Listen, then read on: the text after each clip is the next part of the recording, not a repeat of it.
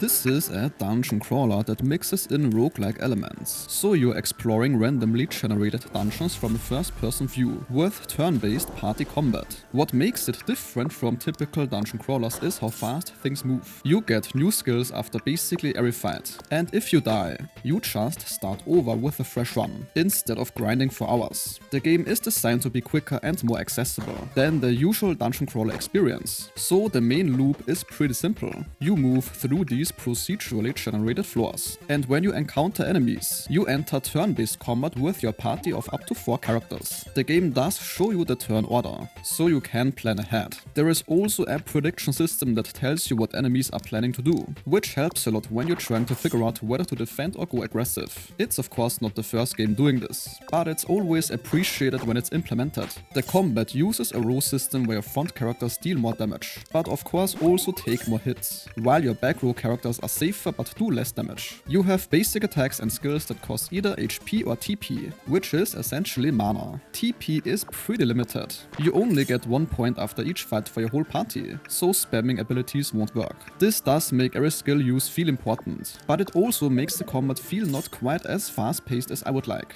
After every single fight you get to either learn a completely new skill or upgrade an existing one. This is where the roguelike part really shows up. Your characters can evolve in different directions each run. You might turn your defender into a retaliation tank that basically punishes enemies just for hitting them, or stack abilities that apply burn damage. The upgrades can change how skills work too, for example turning a single target attack into an area of effect damage skill. Between fights you explore the dungeon and run into events. These are the classic encounters, like shops where you can buy potions or equipment. Some are choices where you can trade items for other rewards, and some are just the basic combat encounters. You can also find campfires where you pick new party members, or heal up. The map fills itself in as you explore, and you can place markers on points of interest. The screen flashes red when enemies are close by, even through walls, which is a nice warning system. The equipment and item system is straightforward, but also has some interesting interactions. Your gear can give you passive effects or stat changes, and some items synergize together in specific ways. There are over 10 playable character types including fighters, mages, defenders, healers, and these thunder mages. Each has their own skill pool and playstyle. The fighter of course focuses on direct damage and can get much stronger with buffs. Defenders protect the party and counterattack. Mages apply debuffs like burn. And the thunder mages work with shock status and can also generate mana for allies. Status effects play a big role here.